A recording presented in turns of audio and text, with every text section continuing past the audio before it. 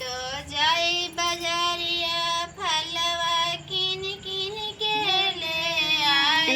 हम तो जाई बाजारिया फलवा किन किन के ले आई। हम तो शिवा पर चढ़ाई बम बम बोल के सुंदर मुख से बोल।